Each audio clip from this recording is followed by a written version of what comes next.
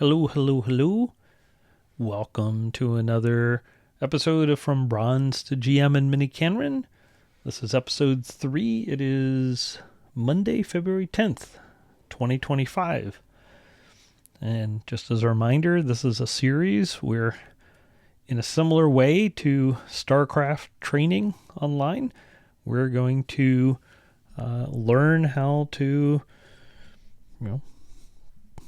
get good at Scheme and miniKanren from a research standpoint. Okay, so we're going to focus on not beginning Scheme, not beginning functional programming, let's say, or beginning miniKanren, but the whole point is we're going to try to work our way up to the point where we can do original research and communicate that research with other people, understand other people's research, read papers, give talks, interpret papers, implement papers, all those sorts of things. So that's where we're trying to get to. Okay, so it is true we're going to go through Scheme and we're going to go through miniKanren. We're going to cover everything important. Like we'll cover the parts of Scheme that are critical to understanding miniKanren, let's say, but it's all going to be from the viewpoint or the lens or the perspective of trying to get into the research aspect. Okay, so that's the idea of it. All right, so from episode 2, I was talking about philosophy and mindset of point of view, and I included some choice quotes, which I was largely trying to remember from memory, both the quotes and who said them as an attribution, and I got some of the details wrong. So my apologies to the people who said these things. I've tried to correct them, and I updated the philosophy.txt file in the GitHub repo. But I just wanted to go over these quickly and then talk a little bit about the context of some of these quotes or some of these ideas, because here we're going to be the opposite of hot takes on social media. We're going to be about depth and context and trade-offs and trying to understand different points of view and keep them in our head at once. Okay, we're not going to be thinking good or bad, and sorry, this programming language is good, this programming language is bad, or that design decision is dumb. Okay, we're going to try to get beyond that. Now, that's not to say that I'll never say like I don't particularly like a language or I don't like a design decision. But when I say that, please understand that that is a shortcut for something much bigger. Okay, it has to do with my aesthetic and my personality and my experience with programming languages over a long period of time and the things I like and don't like. And in particular, if I say I don't like Python, I am not trying to say I don't think Python is a useful thing. Okay, or that it doesn't deserve to exist, or that people in industry shouldn't use it, or even people doing research in programming languages shouldn't use it. I'm not saying any of those things. That is an extreme shorthand for, in the context of how I'm working, given my background and experience, the things I know how to do well, given my taste in language design, for the things I'm doing, Python's design decisions don't feel comfortable to me. Okay, that there are other languages that have a different design that for me, for these particular purposes, feel more comfortable to me. Okay, so that's important to keep in mind throughout this entire series.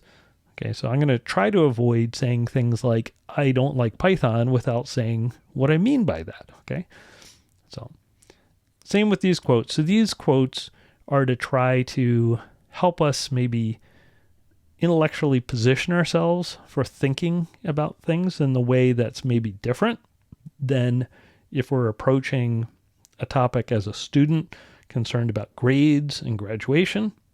If we're working in industry and we're concerned with, getting a job done efficiently and promotions and things like that. Okay, those are fine things, and in those contexts, we do things differently. However, we are in a research context now where we are trying to keep our minds open to new possibilities. Okay, so that's why I'm making a big deal about this. And so anyway, let's just go and look at some of the quotes that I've tried to look up.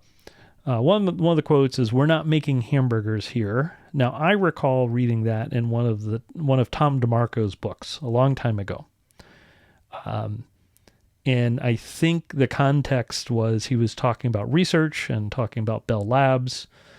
He told some very interesting stories.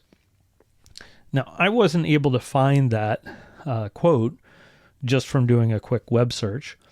And I don't have any of his books handy, but to try to give you some more context, okay, who's Tom DeMarco? Which books are these that I might have encountered these quotes in? So Tom DeMarco is someone who has a long history in software and has written lots of books about software, and he wrote what, for as far as I am concerned, based on what I've read, the definitive book on sort of the social aspect of software development, called Peopleware, with Timothy Lister, or Tim Lister. So it's in third edition, Peopleware, Productive Projects and Teams. And it's a very person-focused book. Okay, I love that book. It was very instrumental reading it. And I think anytime you're dealing with teams of people or complicated projects, human aspects, I think it's worth thinking about things in that book. Another book he wrote that I read much more recently is called Slack, which is has to do with burnout and notions of efficiency and productivity, and whether or not it's a good idea to make systems that involve people so efficient, and also just automated systems as well, that there's no slack or downtime. So one of the questions is, if, say, you're in an office setting and their office support staff who are not busy doing things 100% of the time, is that bad? Does that mean the system is so grossly inefficient you've got to squeeze the last bit of productivity out of it by downsizing, or making sure every employee has, twice as much work as they can easily do during that time period, so they're constantly hustling or whatever? Or is it good in some sense, or at least from some points of view, for the system to have slack in it, where people aren't 100% subscribed or oversubscribed in terms of the work they have to do, and they have some downtime, and what are the benefits of that? So that's an interesting book. Once again, very much focused on people dimensions. But he wrote another book that I read a long time ago, came out in 95, called "Why Does Software Cost So Much? And Other Puzzles of the Information Age." And this, I don't know if this is a collection of essays originally or what, but a very thought-provoking book. And in one of these books, I don't think it was in Slack, it was either in Peopleware, but I think it was in this book. I think this is where that quote came from, that we're not making hamburgers here. Like, in other words, software development and certainly research are areas where people are doing things that they've never done before, maybe no one's ever done before. And so, for example, software engineers are often asked, give an estimate of how long it will take to do this thing, when they don't actually know what they've been asked to do. This often happens when you're dealing with gathering requirements, okay? And that could also be true in a research setting. Sometimes like, well, how are you going to make progress? I think in a research setting, at least there's some understanding that there's a lot of uncertainty.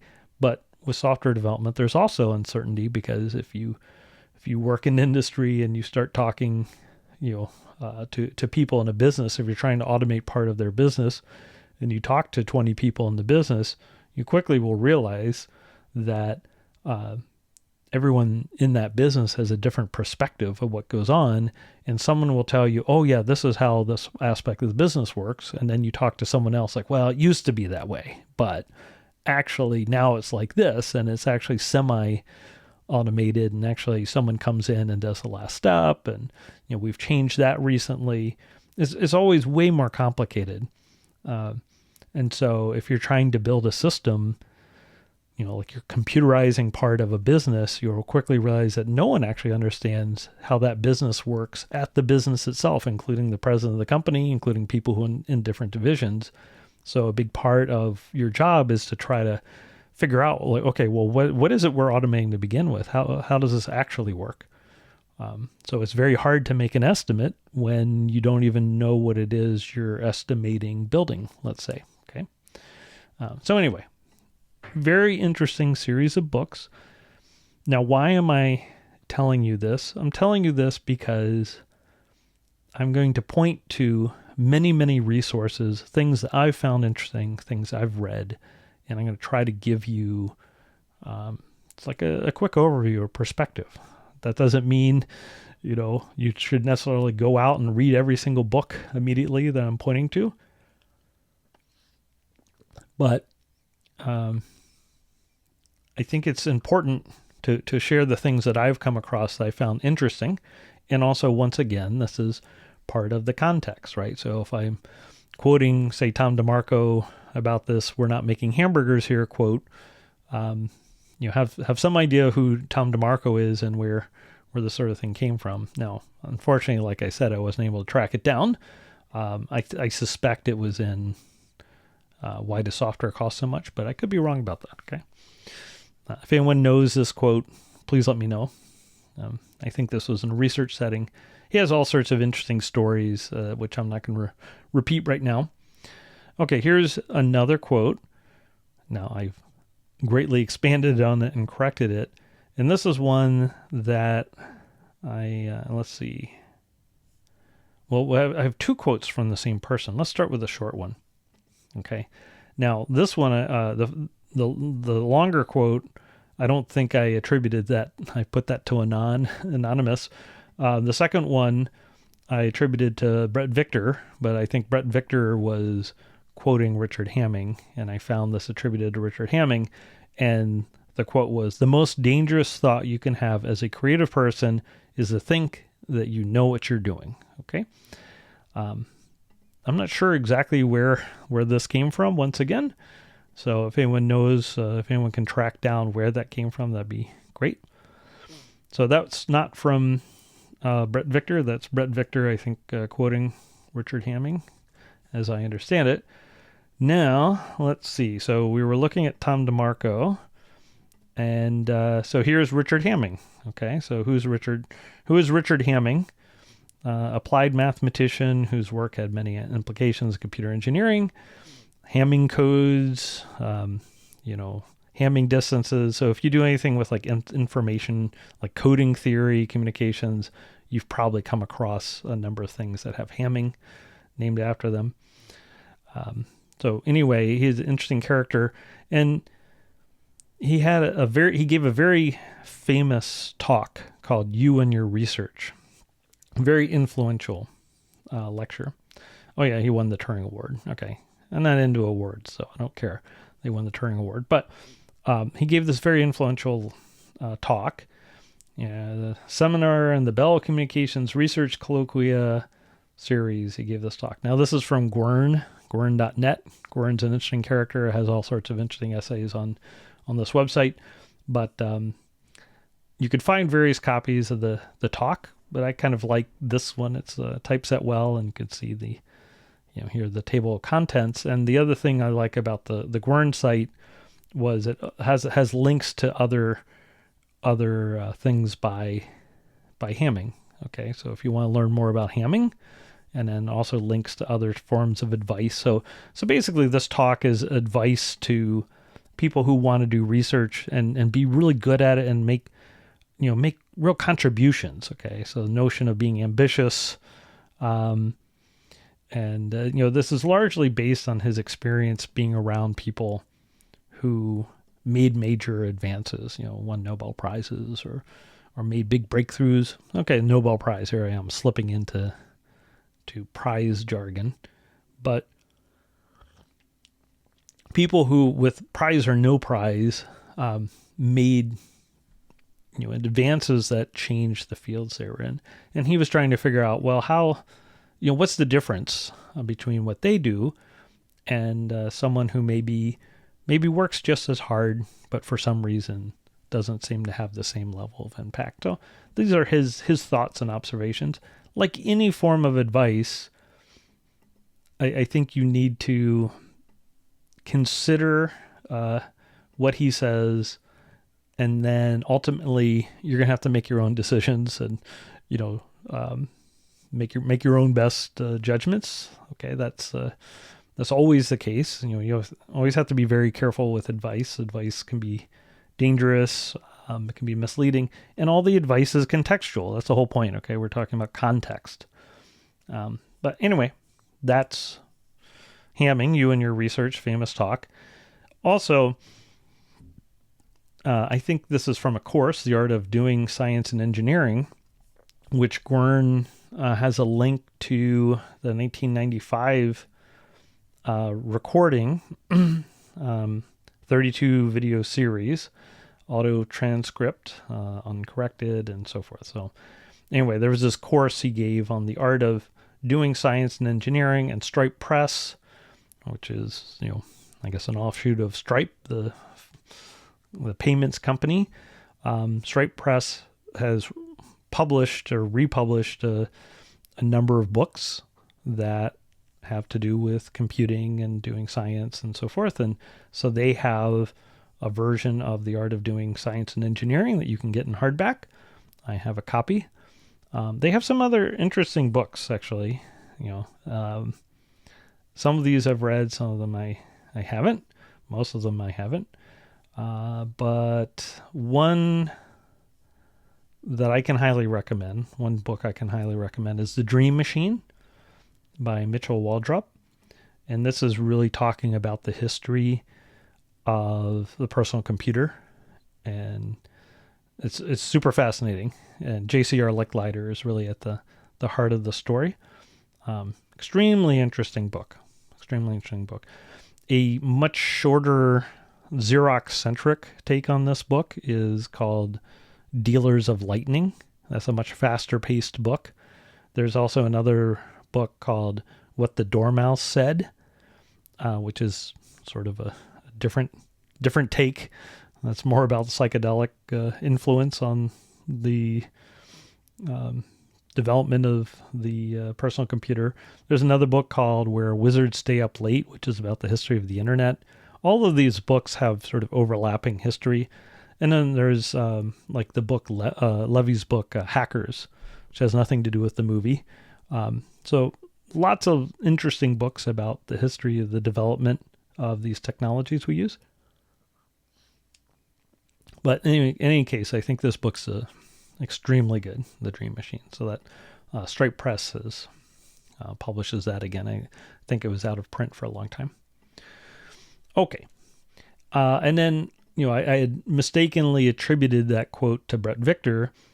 And here is worrydream.com, which is Brett Victor's website. So Brett Victor is famous for several things, Dynamic Land, most recently, but also this inventing on principle and direct manipulation. And you may have seen this video of like the Mario style game. So inventing on principles, his most famous talk. It's here somewhere. That's definitely worth, here it is. Definitely worth watching this video if you haven't seen it before. It's and it was a very influential talk as well. Okay, so anyway. Now here's the longer quote, which I hadn't attributed. And so this was about science versus engineering. So I'll just go ahead and read this quote. So this is also from Richard Hamming, and this is from a talk, Learning to Learn, given at the Naval Postgraduate School in 1995, and I found this link to it.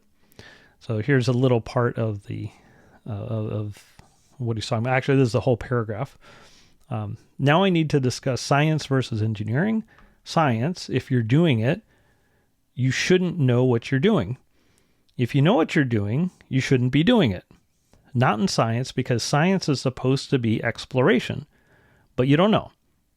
Engineering, you shouldn't be doing it unless you know what you're doing. Well, nothing is pure. Science involves a great deal of engineering, and engineering involves a great deal of new material. So it's a great blend. But what is painful to you, the audience, is going to be worse, is that the two fields are growing together because of a simple fact. Again, going back by first Candy Bell Labs. I don't know if this transcript's messed up. When suddenly we discovered in physics, this looks like maybe an auto-generated transcript, I'm not sure. The telephone company was not in that great hurry to get it developed into the field. After all, we pretty much have a monopoly. Why hurry? Okay. Well, anyway, probably have to go watch this talk. I wonder if there's a video of it or a recording of it. I'm not sure about this transcript. But anyway, you could see this part of the quote about the difference between science and engineering, and also the fact that nothing's so pure. Okay, so this is more, yeah, if you're doing science, you should be doing something in there that you don't know. And if you're doing engineering, and if you really have no idea what you're doing as an engineer, that's not a good thing. Okay, so there's some differences, but of course there's lots of overlap. Okay. And then there was another quote, which I didn't quite get right once again, but I had the basic idea right. And I don't remember. I may have just said that was anonymous. And I wasn't able to track this down. I found Quote Investigator had this long story and claimed that it came from the Unix Fortune program. And that if you use the Unix Fortune program, which was a program where you could just type fortune at the command line, and it would give you a pithy saying, like from opening a fortune cookie or whatever. And so apparently this sentence was attributed to Isaac Asimov in the Fortune program output, but at least Quote Investigator wasn't able to track it back to anything that Asimov wrote down. So maybe Asimov said it, maybe not. The most exciting phrase to hear in science, the one that heralds new discoveries, is not "Eureka, I found it," but "That's funny." Okay, so that's the idea there. Yeah, so here's a little thing on the Fortune program. I actually installed it today. It wasn't on Mac OS, but I installed it with brew install Fortune. That worked. Isaac Asimov, famous writer, one of the most prolific writers of all time. He was trained as I think a biochemist and had a very interesting life. His favorite topic to write about was himself. He wrote or edited, I think, over 500 books. It's actually quite hard to even count how many books he wrote. So, he wrote multiple autobiographies because he loved writing about himself. Two I read that I actually really enjoyed were this 2-part autobiography, In Memory Yet Green and In Joy Still Felt. So from 79 and 80. These are pretty long, so you have to like Asimov a bit, I guess, or at least tolerate him talking about himself quite a bit to read. I don't know, probably 800 pages of him talking about himself. My father tried to read part of it after I enjoyed it, and he couldn't get past Asimov, reciting, "In this year I made this amount of money," and all this stuff. So there are lots of details like that. However, I read it also as Asimov was trying to make it as a professional writer. And in particular, he wanted to be a science fiction writer. And he was born before science fiction was an established genre. And so just like Ray Bradbury, if you read about Ray Bradbury or watch one of his talks about writing, how much money he made each year was a really big deal because he wanted to make it a career.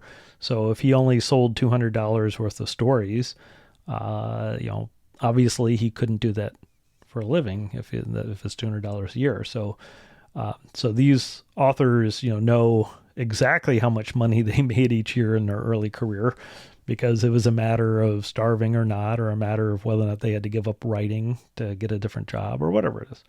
So, but he's such a good writer that I found this quite fascinating. Yeah. I, Asimov, a memoir. I didn't get into that at all. Now, there's another book which I read called Astounding. John W. Campbell, Isaac Asimov, Robert A. Heinlein, L. Ron Hubbard, and the Golden Age of Science Fiction by Alec Navala Lee. This is a very interesting book. Now, this is a very modern book, and it's talking about these people who helped establish science fiction as its own genre where someone could make a living publishing in it. And when you read this book, there's a lot of fascinating stuff, but none of these people were saints. Is all I can say. But it's really interesting. Asimov certainly wasn't a saint. In fact, no one in that list was a saint, in my humble opinion. But it's a fascinating book. So I just find that time period interesting, and the emergence of a new genre, especially science fiction, which has obviously so much influence on what we do and what we think about. All right. So those are the quotes. I guess the only other thing I'll say is, I kind of got all the quotes wrong, but and I got some of the attributions wrong. I apologize for that. But at the same time, I think I get the spirit of the quotes right. And that's what we're doing here. And I went back and tried to look things up. But the important thing is our perspective when we're thinking about programming and research and ideas, and trying to assess programming languages, trying to understand design, all that. It's more important that we conceptually are sort of on the right track and have the right mindset than that we get every single nitpicky detail right the first time. Now we should go back and do the work and try to look up the quotes and make sure that our references are right and all that. Especially if we're publishing a scientific paper, then the bar is much higher to get everything right. But the point is, we need to make forward progress. And so anyway, that's I guess my point is, give me a break. I didn't get all the quotes exactly right, but I think in terms of their meaning, I think I did get it right. So that's fine. Keep going. So if you want Fortune and you have Homebrew and you're on a Mac, brew install Fortune, and you just type Fortune. So here's a session from my terminal. I just typed Fortune. I noticed some of the things that came back from Fortune were things I didn't necessarily want to do live. So all right, I'll just do Fortune once. And I did Fortune a few times, and I came up with a quote I liked. This is from F. Scott Fitzgerald, according to Fortune. I mean, who knows if these are actually attributed correctly. A lot of famous quotes, if you dig into it, it's it's either that person never said it or someone else said it, or still unclear. But we're going for the gist of the thing, okay? It's less important to me that if F. Scott Fitzgerald said it, then, does this help us think about research and have the right mindset? So here we go. The test of a first-rate intelligence is the ability to hold two opposed ideas in the mind at the same time and still retain the ability to function. And this is a problem with logic programming, by the way, with really strict standard logic. if you can prove false, you're really in trouble. There are types of logic that allow you to have two different, sort of opposing views or contradictory views of the world. Those are interesting and can be very useful. But in terms of just humans and thinking about things in terms of research, I think this is really critical. Okay, so this is why we can't, be lazy and just say programming language X is good and programming language Y is bad. There are times when we're talking maybe amongst ourselves within a certain context that we share and understand, where maybe we can get away with some shorthands as long as we're sure that we're on the same page in terms of understanding. But there's always the danger that we'll misunderstand each other, or the most dangerous is that we think we understand each other, but we actually mean totally different things by the same terms, let's say. But this is very important for a researcher to be able to have different notions in their head at the same time. So, for me, Java, which has never been my favorite language,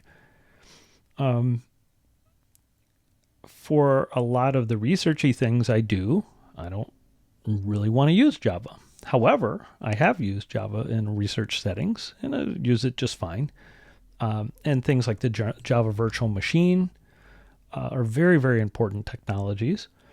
And, and we have languages like Clojure because of the Java virtual machine. And there are some cool things that have come out of Java, and Java's changed over time. When I say something like, I don't particularly like Java, what I'm saying is more about Java being like an amalgam language that doesn't commit very strongly to any one perspective.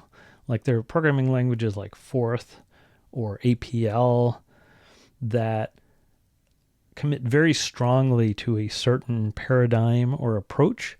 I've never felt that Java was like that. It was more like Java was being pragmatic, and the syntax of Java and some of the features of Java, my understanding, were designed to entice C++ programmers at that time, even though under the hood the language is very different.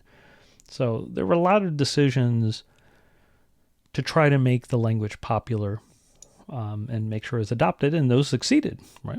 So that's I don't have any problem with that. And there were decisions made for reasons of performance. Okay.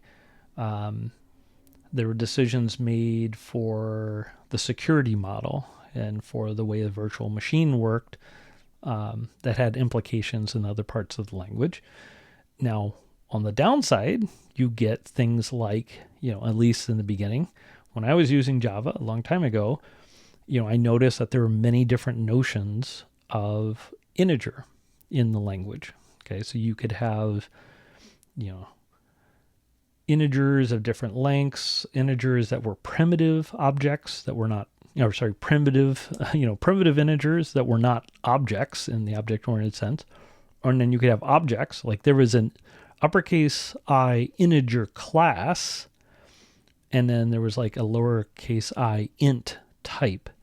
And so, 5, before they did auto boxing and all this stuff, 5 was like, that was like a primitive int. And you could create a new integer, but they didn't really play together. Okay. So you could have like an integer object representing 5, and then you could have the primitive int, and it just got very messy. And at some point I counted, and I think there were like 7 different integer types. There was like a big integer type also for things like cryptography, and that had a different interface, and integer, and there were like shorts and longs, and chars were actually integers, unsigned integers, and it's like it was so complicated. Now I understand it was a very pragmatic set of decisions, but it often meant that you had to convert back and forth. And at some point they added this auto boxing and unboxing. But the fact that like for a for loop index, you had to use the primitive int, you couldn't use an integer object and all these sorts of things. Like there was a lot of accidental complexity in the language. Didn't appeal to me. And for doing things where performance on that virtual machine wasn't critical, I didn't care about those decisions. I wanted to think at different levels of abstraction.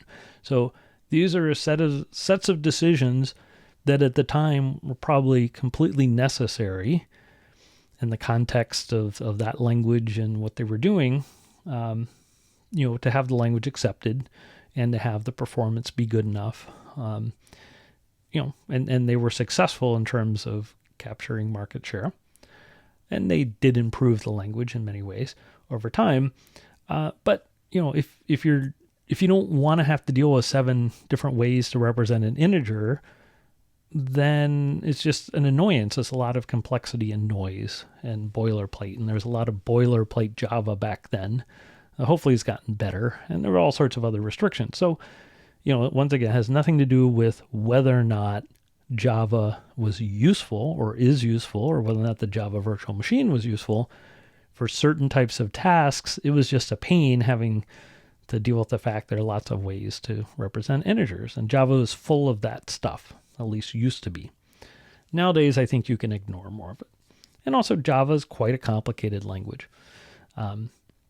So that's more context when I say something like, I don't particularly like Java, okay? I'm not saying that I've never programmed Java. I used to be a professional Java programmer. But I didn't enjoy the design decisions around things like how to represent integers as someone who is trying to write code with abstractions. Okay, like Java felt very abstraction unfriendly in terms of, having to write lots of boilerplate code to do simple things and then not supporting other types of abstractions that I like.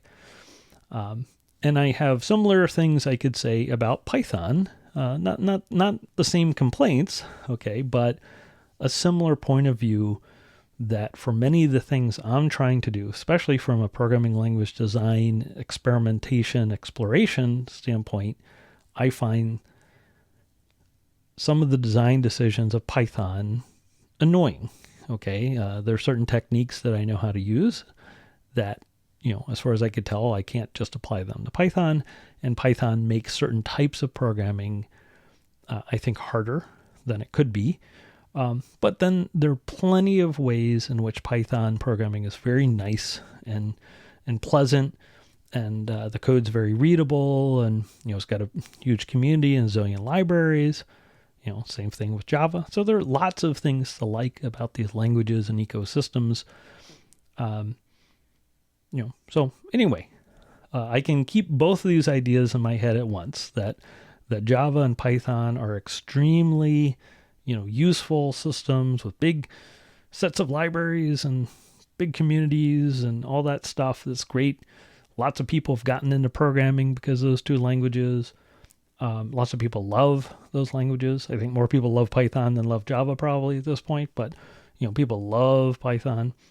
And at the same time, I can realize that for many of my purposes, neither of those languages really fit what I'm trying to do. So anyway, I thought that's a good quote for us. And this is all about, the importance of context, okay? So this is why I'm being long-winded about this, is that we're all about context. This is the opposite of the social media hot take. And in particular, we're trying to come to a better understanding over time. So I saw Artosis for Artosis Cast for StarCraft 1 games. I think yesterday he celebrated 4 years worth of, I think, daily Artosis casts. That's great, so he's been making these things every day, analyzing professional StarCraft games. And after watching a whole bunch of his videos, over time, when he says things that maybe I wouldn't have understood or would have misinterpreted, now I can understand much better like what he's getting at, because I've just watched a lot of it. And so that's the same thing here. If we're talking about things like research, perspectives on research, what makes a good language design, in my opinion, what is my preference for language design? How do you think about language design? These are really deep topics, and there's no way to, condense them without losing a lot of information. So these little quotes are sort of pithy condensations, like compressions that leave out a lot of context. And so we're going to try to build up context over time for these things, okay? So anyway, moving on. So epigrams in programming. Speaking of context and pithy sayings, let's see. Oh man, I've got so many of these. Astounding. Yeah, okay, so I guess we're done with those. Let me move on to the next one. I've got a whole bunch of these things to talk about. Here we go. All right, so let's talk more about quotes and things like that. So maybe the ultimate, coiner of these quotes is Marshall McLuhan, who studied media. So understanding media is one of, I think, one of the key books of the 20th century in terms of like understanding, new ways of understanding things. Very interesting book, and it's full of pithy observations and, him coining interesting sayings. And of course, he's famous for things like the medium is the message and that kind of thing. And anyway, very interesting book. And of course, in computing, we're dealing with new types of media all the time. So that's sort of the ultimate. Alan Kay is also very famous for, his pithy sayings, but he says, if you think I'm good, check out McLuhan. So I think it's worth checking him out. I really enjoy this book. Another set of pithy sayings that has a lot to do with programming and programming languages are these epigrams in programming from Alan Perlis.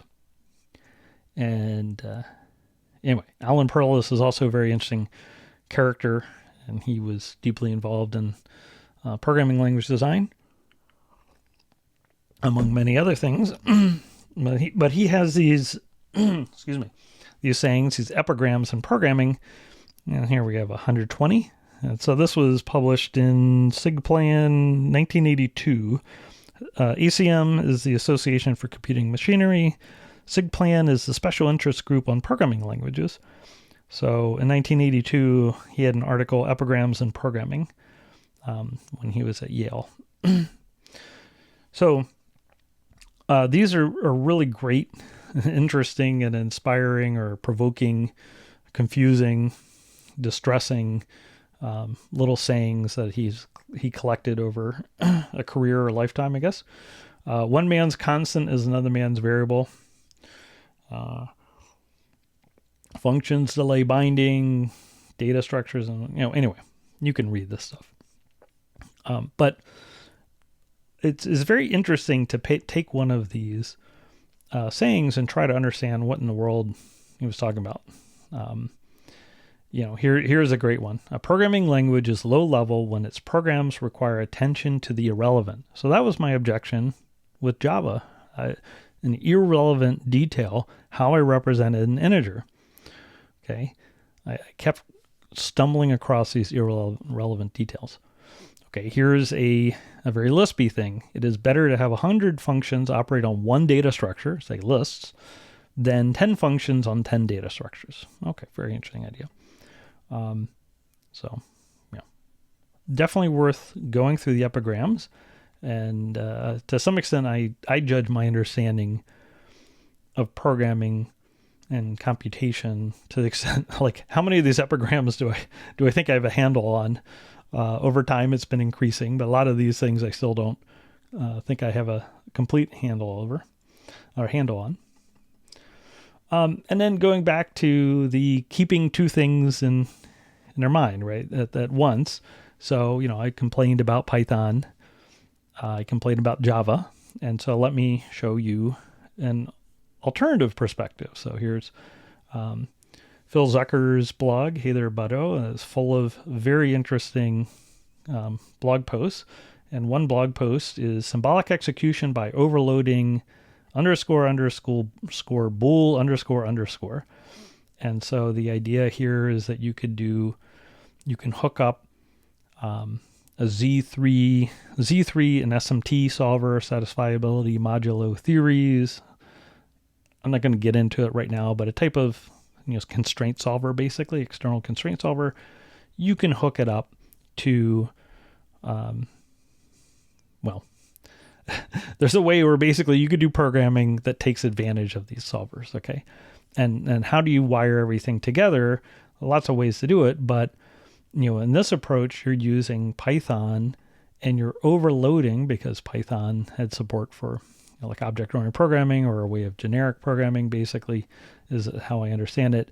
So you could just override the behavior in some cases, and without changing other things, get new behavior. Okay, so a type of meta programming, or programming involving programming, and this seems like a really neat technique that's very, very Python oriented, and so that's great. Okay, so if I knew Python really well, and I knew all these sorts of tricks, I'm sure lots of things that I could use Python well for in terms of the research that I do. However, I'm coming from a different perspective, and for Python, there's a lot of emphasis on imperative programming, where you're changing state, so forth. I don't know if in this case they're doing imperative programming, but for the type of functional programming I tend to do, so here's like recursive things like power, and I don't know, maybe factorial or Fibonacci. But in standard Python programming, there tends to be lots of mutation, and you're modifying state, things like that, in a way where if I'm using a Python library, well, is that really purely functional? Is that immutable? Am I going to run into trouble? Stuff like that. So, if I really knew Python programming inside and out, and all the meta programming and all the library infrastructure inside and out, maybe I would do things in Python all the time. I don't know. That'd be a perfectly reasonable thing to do, because we want to concentrate on ideas. But I don't know all that stuff, okay? And it looks to me, as someone who doesn't use it all the time, that some types of things, like this sort of metaprogramming, is very nice in Python, but some of the things that I'm used to doing, I don't even know how you do it in Python without like implementing a scheme interpreter or something. So, there are other issues that I have with Python, but my point was I wanted to show, okay, there's some really nice uses here of experimentation with Python. Okay, so once again, trying to keep two things in our mind at once. That doesn't change the fact that I don't want to use Python for a lot of things I'm doing. So, that's why we are going to use Scheme. All right. So let's talk about Scheme a little bit. And let's see here. Yeah, okay, great. So Scheme is a variant of a language called Lisp. Lisp stands for List Programming. You can actually trace the history back before that to the 1930s with Alonzo Church's Lambda Calculus. We'll get into all these things later, but there's a famous document. I'm just going to throw a whole bunch of things at you. If you're familiar with Lisp and Scheme, you've probably seen a lot of these things, but some things maybe you haven't. If you're not familiar and this is all new, that's fine. We'll go back and revisit things like Lambda Calculus. But here are a bunch of documents that are worth knowing about, and it's worth knowing a little bit about the history.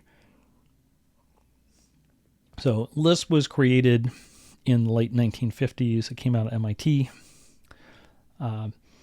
And there's this famous Lisp 1.5 Programmer's Manual from 1961.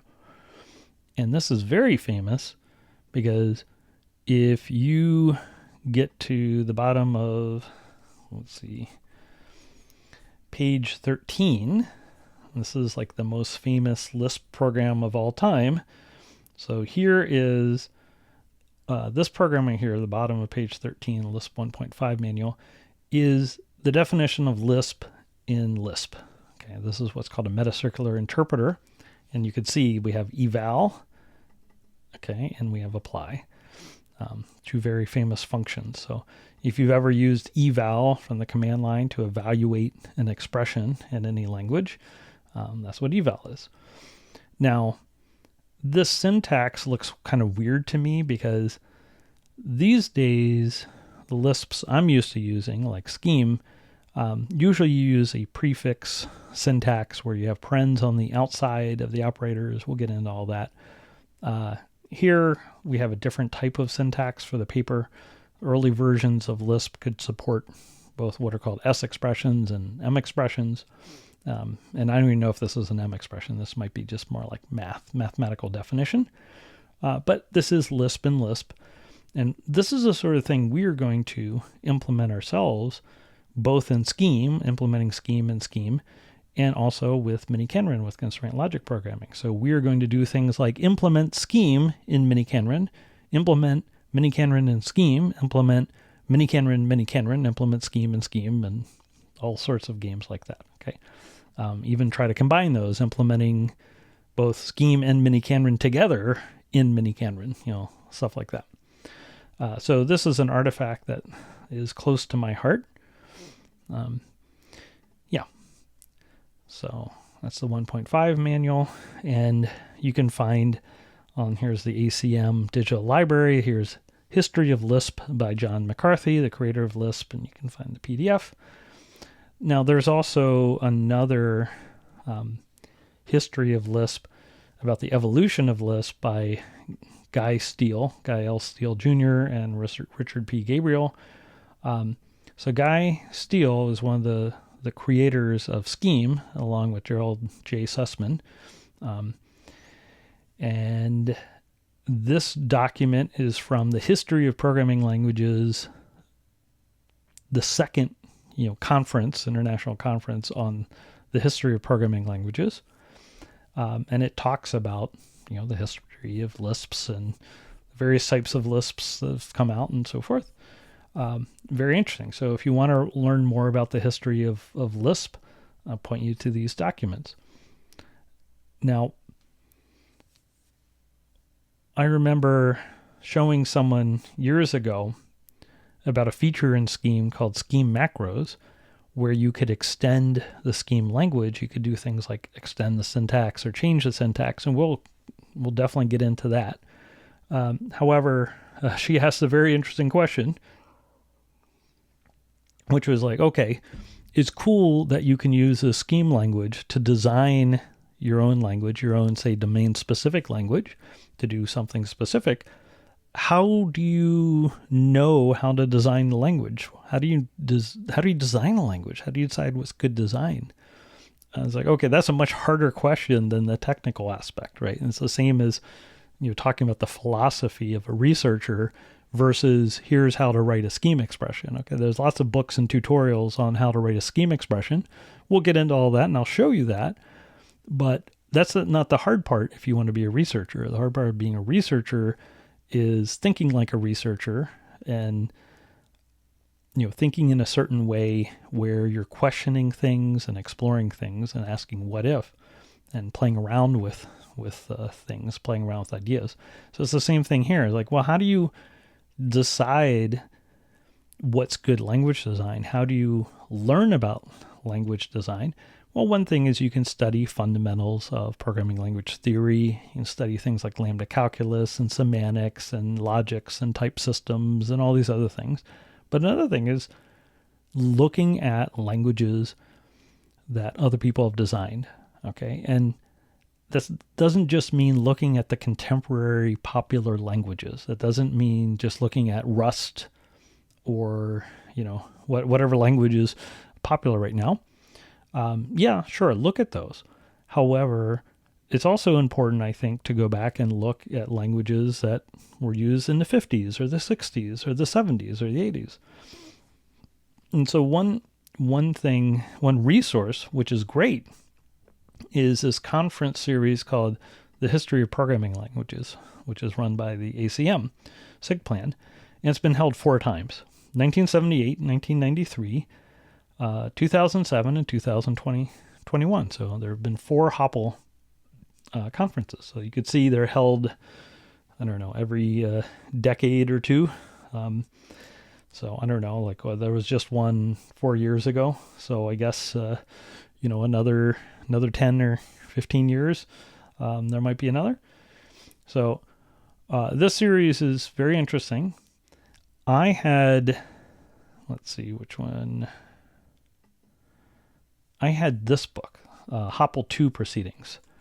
HOPL II, the second ACM SIG Plan Conference on History of Programming Languages. Big, thick, oversized, hardback book that, how many pages was this? I don't know. It was pretty big. It was a big book. It was oversized and thick. And it had a whole bunch of great articles. So like here's one on the birth of Prolog. Okay, so Prolog is, sort of the famous, very popular logic programming language that came out in the 70s. Now, whether or not that's the first logic programming language, that's a complicated question. We could talk about that later. But certainly it's the logic programming language that became the most popular general purpose logic programming language. And so here's a book by, creators of Prolog, at least two of the main people involved, who are completely instrumental in Prolog. And this is supposed to be a high quality paper describing the origins of the language and the design decisions, ideally by the creators of the language. So that's what this series of books is. And now, you can get these articles for free, for at least HOPL II. That's great. History of the Icon programming language. Okay, so there's a new language called Verse from Epic Games. Some people have pointed out it looks a lot like Icon. It looks very similar to Icon. So there you go. There's Ralph Griswold, who's my understanding was the main director, the main designer of Icon, along with Madge Griswold. Okay, talking about the design of it in the history, early history of Smalltalk, Alan Kay, right? History of Algol 68, very interesting. Clue, Barbara Liskov. So these are great resources, and to see the language designers talking about, the design and history and why they do it the way they did it, really great resource.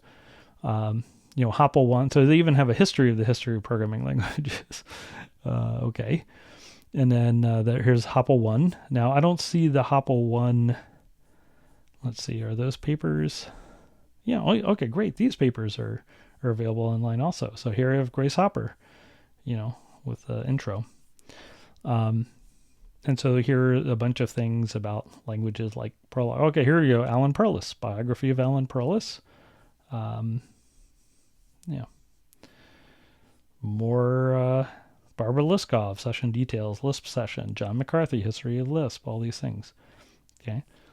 So, and one of the cool things, at least for the first few, I don't know if they kept it up for the more modern ones, but there'd be question and answer sessions, and they would actually have transcripts of the question and answering sessions. So you'd see people, grilling the designers, why'd you do this? And often reading that conversation is extremely interesting and enlightening.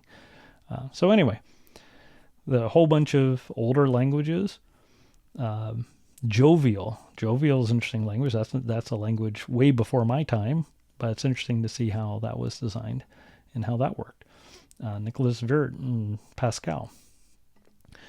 And then here's HOPL III. So now we're starting to get into more contemporary languages, right? So here's more Guy Steele. Okay, AppleScript, William Cook. Lua, yeah. Modula 2, Erlang, Joe Armstrong. Okay, so, and then HOPL IV, these are more contemporary still, I'm sure. So I don't know where the proceedings are. Here we go. Here's HOPL IV. History of Closure, Rich Hickey. Okay, MATLAB, Groovy, Oz, Okay, if you're interested in logic programming and constraint programming, Oz is a very interesting language. APL, right? Emacs Lisp, Logo, Fortran for coarrays and single processor, multiple data parallelism, hygienic macro technology. This is Scheme. Will Klinger and Mitch Wan. History of that. JavaScript, LabVIEW, all these things. So this is a great resource. I highly recommend, if you're interested in programming languages, if you're interested in programming language design, go through HOPL and pick these papers. Now, there's a lot of papers, okay? So I'm not saying just, grind through HOPL before you do anything else. Eat, sleep, breathe. It's like going from bronze to grandmaster. Like, okay, you don't have to do it in one sitting. But, learn about these languages from the designers and the people, like what were the design decisions they made? What were the mistakes they made? What languages were they responding to? Okay. So these are great resources, and this doesn't answer the question, how do you decide when a language design is good, or how do you design a good language? But it's really critical. It's a critical step in developing your own understanding of languages and appreciation of languages. If you want to do language design, I don't think it's enough to just do theory. I think you also want to see what people have done in the past. It'd be like being an architecture, like if you want to do architecture and you want to be an architect, well, architects spend a lot of time looking at buildings that people built in the past, including, hundreds or thousands of years ago. You don't just say, well, I'm not going to look at any building built before, 2024 or 2017. Now, sometimes I feel like in machine learning and AI, that's the current perspective, is anything before transformers or the attention is all you need paper, was that 2017? That's irrelevant. Okay. Now, it's true that a lot of techniques have advanced since then, and like deep learning and LLMs and all that. However, if we all take the perspective that nothing before 2017 existed, we're going to be missing a lot of ideas. And remember, from a research standpoint, we want to be looking where other people aren't. So if there are millions of people playing around with LLMs and deep learning in the same way, and they're not going to look at anything since 2017, then we can look at things in the 1950s and the 1960s and the 1970s and try to combine ideas. Most new ideas are really combinations of old ideas. Okay, so sure, we can learn about modern machine learning techniques and all that, but let's go through and learn about these classic languages and hear from the designers and implementers of those languages. So that's a great resource. Okay. All right, so we're creeping up here on Scheme a little bit. So that by the way is about Lisp, and I could also talk about lambda calculus and Turing machines and combinatorial logic. These are things we'll talk about in the future. Just trying to give you some background and context to situate Lisp in and Scheme in.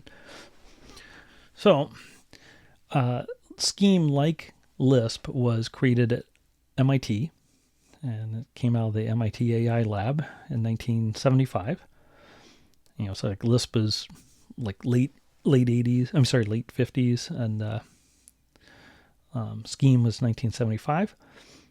At MIT, in the AI lab, there was a series called AI Memos, very famous series of notes that would be distributed in the AI lab. And so apparently, here we have from 1959 to 2004. I don't know if in 2004 that series stopped. Maybe now everyone does everything on computer. I'm not sure. But we have an archive of it that you can go and read all these things. Okay. And there are a lot of really interesting memos, especially, a lot of really cool work on either, like logic programming or probabilistic programming, symbolic AI systems, all sorts of interesting things. There was a series of papers called the Lambda papers. Okay. And if there's a website which used to be very active, I don't think it's so active anymore, called Lambda the Ultimate, or LTU. And it's named after this series of papers, the original Lambda papers, okay, by Guy Steele and Gerald Sussman, Gerald J. Sussman, Jerry Sussman, and Guy Steele. And the first paper, 1976, I guess, was the first AI memo, Lambda the Ultimate, where is it? No, here it is, 75. I know it's 75. Scheme, an interpreter for extended lambda calculus, December 75. Okay. So that was the first paper. And there we go.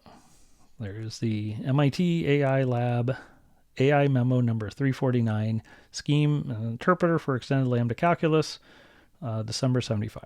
Okay. So that was the original paper. It has lambda because it's lambda calculus.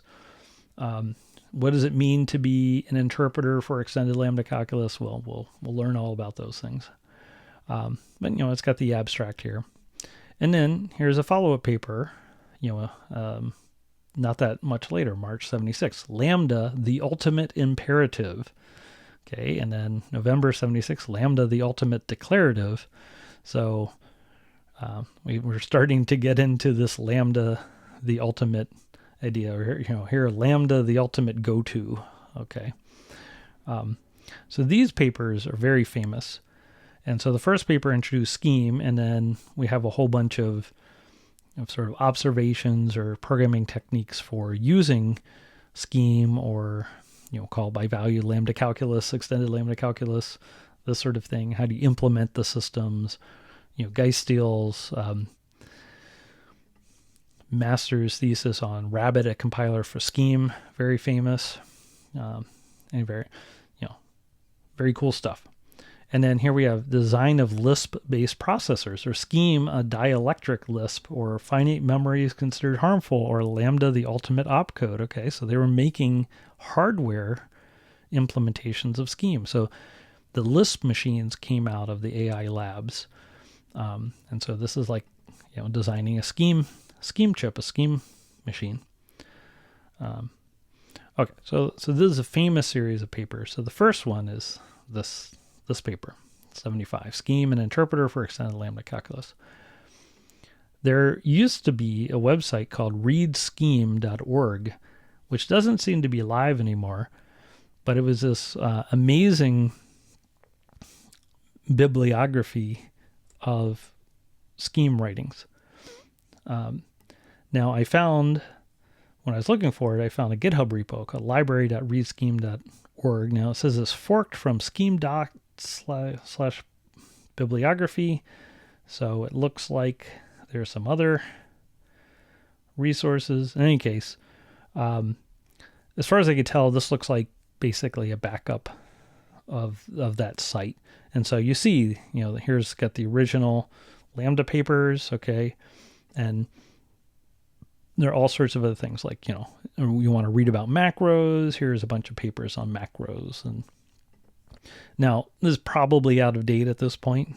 I'm not sure, but, at least up to a certain date, things like continuations and continuation passing style, object-oriented programming and Scheme, partial evaluation, reflection, all these things. So these are great resources. Okay. And then here we have workshops on Scheme and functional programming, Scheme and functional programming workshops. So going back to 2000, I think was the first year. And then, here are a bunch of the proceedings from early days of that workshop. That workshop's still going on. In fact, it's going to be held this year. Okay. So I'll talk about that also. So anyway, we have the original Lambda papers. Okay. So this came out of AI work, and I'm not going to get into all that history right now.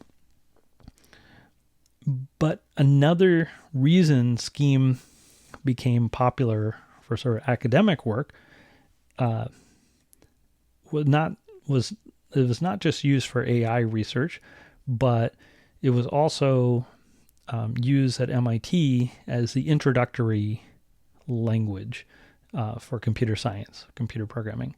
And this very famous textbook called The Structure and Interpretation of Computer Programs by Harold Abelson and Gerald J. Sussman, and Julie Sussman worked with them on improving the book and all that.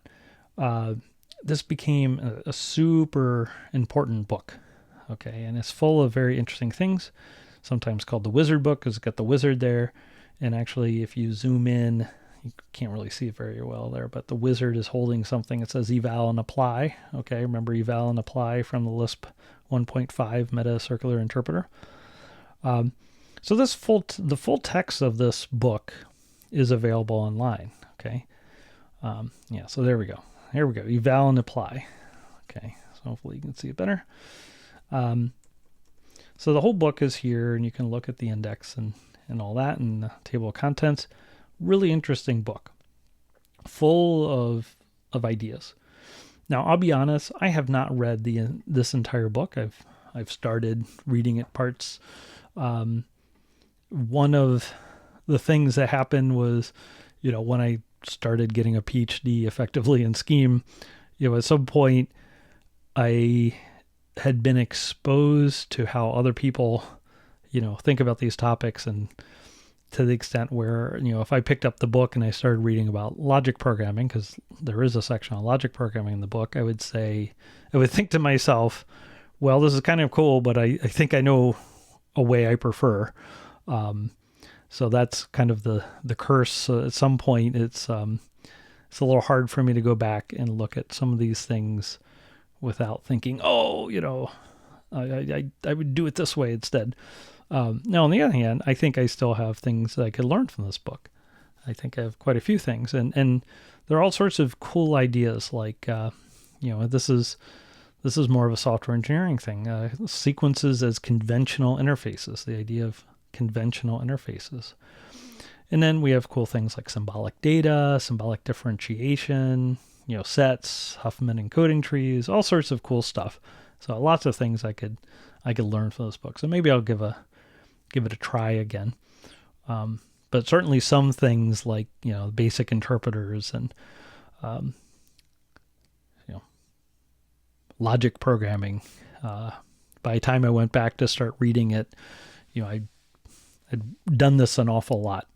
But anyway, it's a great book. There's an intellectual successor to this book called SDF, Software Design for Flexibility, How Not to Program Yourself into a Corner. That's also a very interesting book. It's more advanced, sort of patterns of designing software largely taken from artificial intelligence applications. And when I say that, I don't mean like LLMs, deep learning. I mean more like symbolic type systems, maybe probabilistic. The sorts of patterns that you would see in large, complicated applications like that. And the idea is to have a style of programming that's additive, where, if you have a lot of code and you want to add a feature, you can add to the system and get the new feature, or to change the existing behavior instead of having to rip out everything. Because often we end up having to rip things out because, the system, I didn't think about this part. Well, can you construct your software and design it in such a way that you can add to it instead of having to remove things when you want to when you want to change the behavior? So that's an interesting follow-up book. Anyway, this book is one reason that Scheme became very popular in academia. Now, MIT doesn't use Scheme for the intro course. They use Python and robots, or at least they did. I don't know if they still do. And I think their course with Python and robots gained some things, but definitely lost some things. Also, the nature of engineering in practice, like what people were doing in industry, maybe changed. But in any case, great book full of really interesting ideas. There's a new book, a new version of this in JavaScript. And you can run this online, all sorts of stuff. I guess my feeling about it is if you absolutely refuse to read the Scheme version, this is better than not reading, not reading either one. But if you're willing to read the Scheme version, because that's sort of its natural habitat, and some of the ideas are going to be much clearer in Scheme, whereas the JavaScript edition, it's more like a translation, okay? If you know the original language, and you can read the original language, you're going to have a different experience reading a novel in the original language than reading a translation. Now, a translation is always an independent work of its own, so maybe there are things in the JavaScript version that you don't get from the Scheme version. But the Scheme version is the native language version, okay? But just know that this exists. Couple other resources, for Scheme. There's a book called The Little Schemer by Dan Friedman, who is my PhD advisor, and Matthias Verleisen. It's in the 4th edition. It originally started as a book called The Little Lisper that Dan Friedman and his students created a long time ago. So this is, both The Little Schemer and SICP are interesting because neither one's really about Scheme, okay? SICP is about, the interpretation, like you're writing interpreters. It's about the structure of programs, okay? So it's like much higher level ideas than just how to write a program. And in fact, the idea of the book, that uses a small amount of Scheme, where they don't really even teach Scheme explicitly. They just use it, and they introduce a little bit of the language as they go on. Every time they need something more, they'll add a little more of the language. So it's, they barely have to teach anything. That's one nice thing about Scheme, is that there's a subset of Scheme that's very small, very self-contained, but very rich and expressive. So the same sort of thing with the Little Schemer. Little Schemer is talking about computation, but it's not really about Scheme in the sense of, like buying a book on learning Python. Okay, here's everything about the Python language. Little Schemer is not a language reference. Okay, it's about writing recursive programs, how to think recursively. So these are books on how to think, and not on here's, how to do this one little trick in the language. It's like, no, here's how to think recursively. Here's how to write recursive functions and how to do it, how to get good at it to the point you can do it in your sleep. Here's how to think about things like interpreters and how programs are structured and different types of abstraction. Like both these books have to do with abstraction. Now, I didn't understand this when I was first interested in Lisp and Scheme. So, I picked this book up, and it's also done in a Socratic dialogue fashion with like questions and answers. And I had no idea what this was. And, I was looking for a manual for Scheme, something like that. And I took it off the shelf and I looked at it for about 10 seconds and I put it back on the shelf because I was like, what in the world is this? I didn't understand it wasn't a Scheme manual. It's about thinking recursively. It's like thinking in Scheme with a very minimal part of Scheme. There's a follow-up book called The Seasoned Schemer, which is considerably more advanced. And, that's also by MIT Press. And then, there's The Reasoned Schemer, which I'm a co-author of. There are actually 2 editions of this. So one came out in 2018. That's the second edition. It's the yellow and green cover. And then there's the older edition, which is like this blue and purple cover that came out in 2005. They're quite different in the editions. The language changed, the style changed. So, the 2018 is more modern. The 2005 leaves out, 2005 has more of a mixing of Scheme and miniKanren than does the 2018 way. The 2018 version is much, has a quite a strict separation between scheme and miniKanren. So the miniKanren part of this book really kind of is on its own and could be implemented separately without scheme, okay? Whereas the 2005 book leans into sort of, more combining the two. It's not like you can just mix and match scheme and miniKanren code arbitrarily in this book, but we're not afraid to do it to some extent. If there are cases where you can get away with it. So I think both approaches are interesting, but just be aware that these books are in that series, and they use that same, Socratic approach where you have like two columns. You have left-hand column is sort of the teacher, and then the teacher will show things and then ask questions, and the right-hand column is the student or learner. And if you really want to read these books right, you take, a piece of paper and you cover over the right-hand columns, and then work out the answers on your own. So it's like a programmed text style of books. So anyway, that's a series of books. Not to toot my own horn, but you should know that those exist because, here we go. We got miniKanren and scheme. So the language of this book really is microKanren and miniKanren for the second edition. So those are a few resources. There are a lot of other books on scheme. There like Scheme in the Art of Programming. Anyway, there's a bunch of these things. In addition to the scheme language, which is an offshoot of Lisp, there's another language called Racket, which historically was called Dr. Scheme. And then over time it came Racket or PLT Racket. There's also a Dr. Racket user interface. And because Racket started as a scheme, there's a lot of similarities. Over time, there have been more differences as it became its own separate language.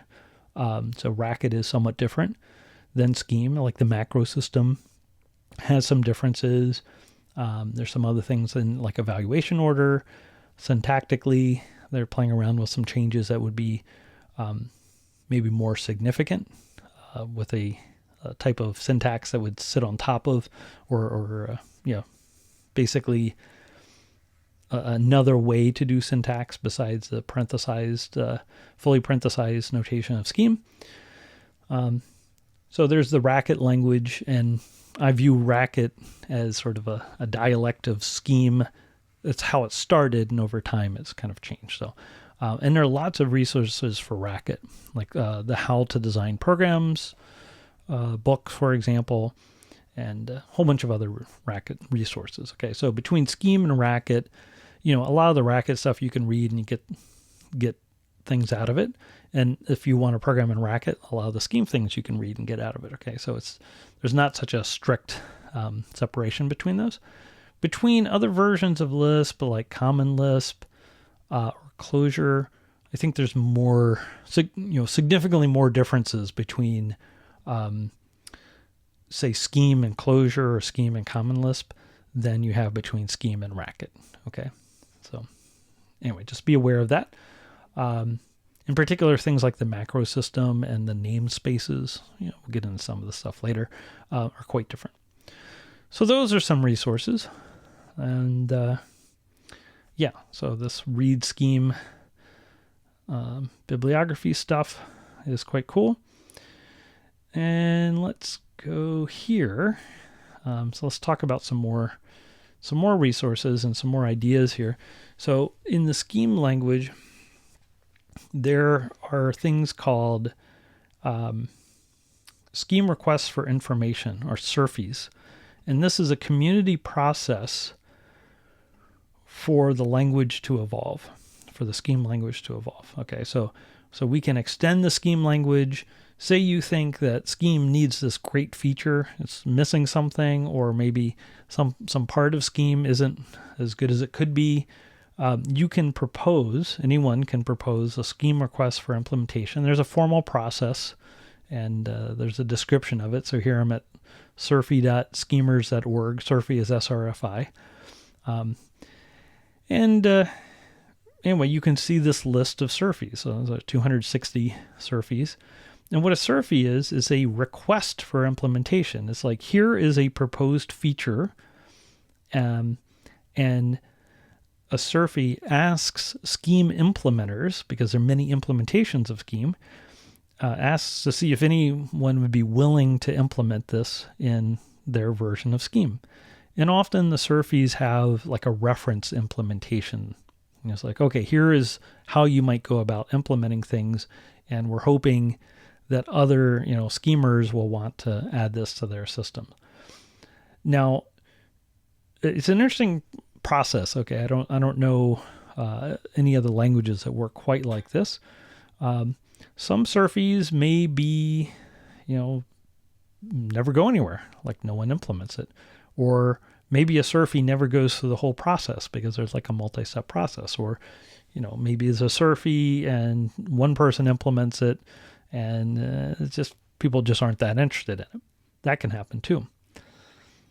But sometimes a SERFI, it's adopted by multiple implementations and people play around with it. It's like, hey, that's a pretty good idea. And if people really like the SERFI, it can become effectively a de facto standard. Maybe it becomes a library or an extension that lots of people want to support. And this is one way that Scheme grows over time, is through SERFIs that become more or less standard. Scheme, in addition to the original Lambda, the ultimate paper from, the original Scheme paper, Scheme and extended Lambda calculus, extended as an interpreter for the extended Lambda calculus, whatever. The paper from 1975, the described Scheme, when that came out, there was enough interest from other people, like, Indiana University pretty early on, because Mitch Wan brought, some of these reports over to Indiana, and Dan Friedman saw them, for example, very early on. Other people started implementing schemes because it's not hard to implement a little scheme. So people started implementing schemes, and we got to the point, or it's like I wasn't scheming back then, but it got to the point where there were enough different people implementing schemes where not only didn't the scheme code run between different implementations of Scheme, but people couldn't even read each other's scheme. And so at that point, eventually people got together and said, okay, let's have like an official Scheme report where, we document things. We try to come to agreement, and implementers, people involved in Scheme, we agree on syntax. We agree on certain core features, and we put that in a Scheme report so that way anyone who wants to implement a Scheme, or anyone who's teaching with Scheme, or wants to read someone else's Scheme code, they can just read the Scheme report. And if any code, if an implementation conforms to the Scheme report, well, at least the parts in the report, people can read and understand that code. Now, implementations are free to extend the report. Some implementations might change things, not implement everything in the report exactly as described. So that part of the behavior of the implementation would be called non-conforming. Okay, so that is what ended up happening in the Scheme community, and there were a number of different versions of the Scheme report. So one version of the Scheme report is R5RS. That's the version that existed when I started getting into scheming. That's the revised report on the algorithmic language scheme. So originally they called it the report on the algorithmic language scheme. I think that was it. And then the revised report, and then the revised, like this is full of programmer puns. So eventually they just said, okay, revise to the 5th power report. And so this is like the version number basically. Okay. I guess it's an off by one error because the original version would have been revised 0, I guess. Or no, even revised. Anyway, in any case, that's the convention. So people just call this R6RS. Oh, sorry, R5RS or R5. Okay, so if someone's talking scheme and they say it's R5, and here's some code and it's R5 compliant or uses R5. That's what they mean. Okay, they mean that the code uses the version of Scheme described in this report. And so you can find, like PostScript, there used to be this thing called PostScript. You can find the PDF and the HTML versions of this and all that. There's an older report, R5RS, okay? And you can find all these things. Okay, so here is the official version of R5RS, is published in a journal called Higher Order and Symbolic Computation, or HOSC, formerly Lisp and Symbolic Computation. Okay, so here is both SIGPlan notices and this HOSC journal. This is the official citation for that report. It's often the case that for programming language reports, having to do with academic languages, that the standard or the report will be published as like a journal article. Okay, that's a sort of thing, or a SIGPlan notice. So here we go. So 1998 is when R5 came out.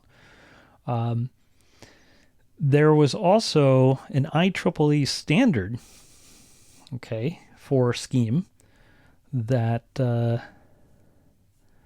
guess that came out in 1990 and then reaffirmed 2008. Inactive reserve standard. You have to buy this, okay? So IEEE was at the Institute for Electrical Engineer, blah, blah, blah. They have all sorts of standards, but these are standards you have to buy, and they're so that's a service they provide, and I guess they probably do standards for like power plant design or something. But there is an IEEE standard for Scheme. I've never seen it because I'm not going to buy it. Who's going to buy it? And I've never seen a system that implemented it. It's like this is kind of the standard that exists that no one. Maybe one person implemented this, as far as I know. I don't know. Maybe a bunch of people implemented it in 1990, but I've never seen this report, or this standard. It's basically ignored. Okay, and then when I was in grad school, the R6 process started. So the process was started to create an updated version of Scheme. So R5 came out in 98, and R6 came out, let's see, does it have a date on it? So it was published in, there's a book, and then the Journal of Functional Programming, Volume 19, Issue S1. Okay, what's the date on that?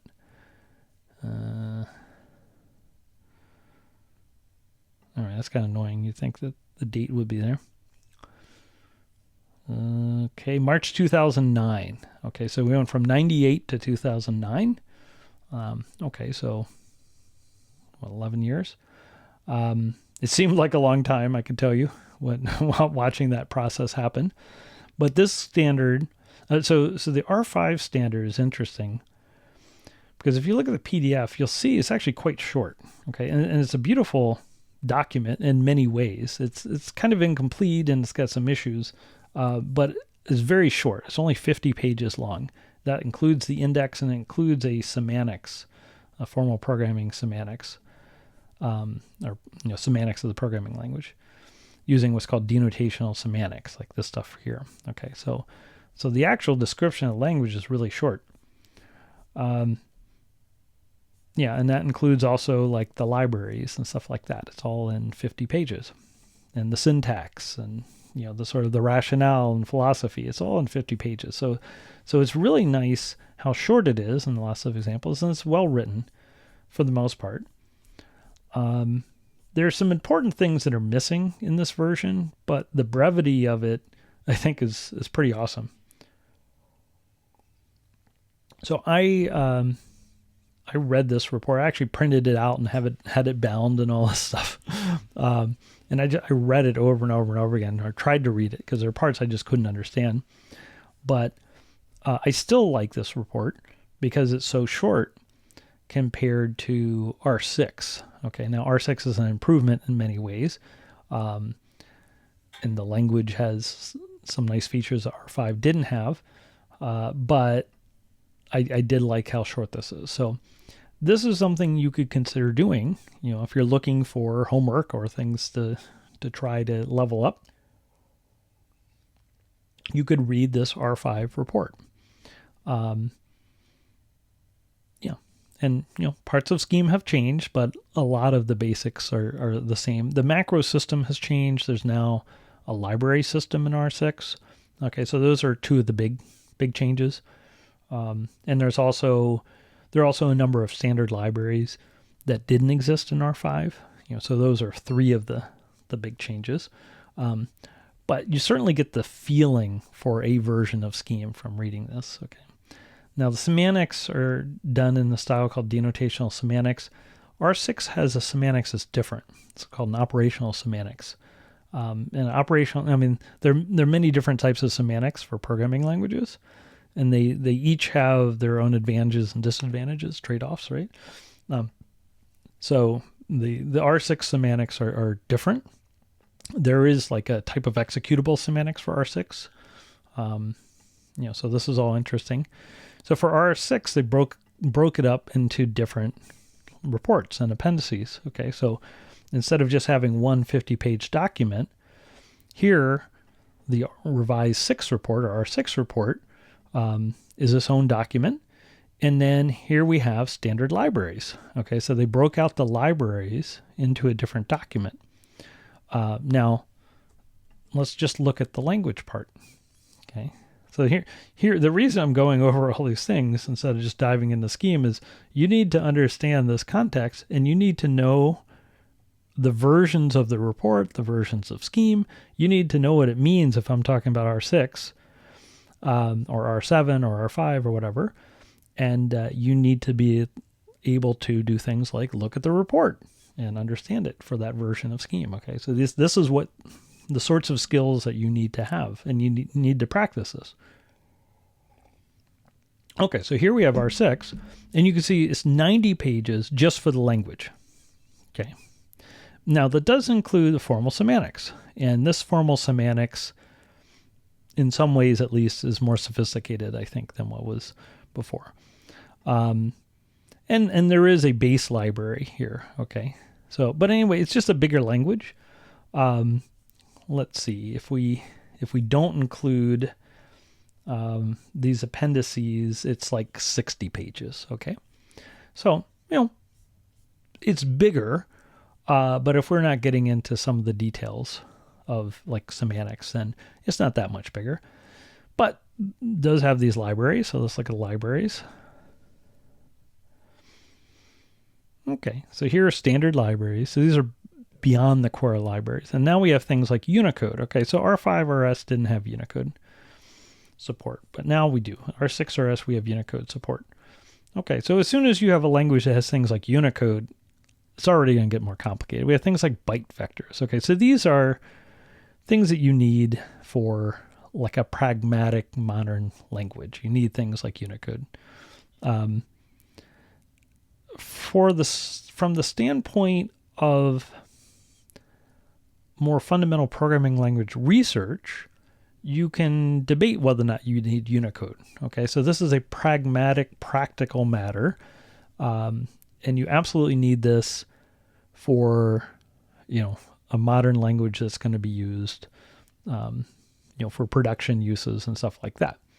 For a tiny language for experimenting ideas in, variants of the lambda calculus, do you actually need Unicode? I don't know.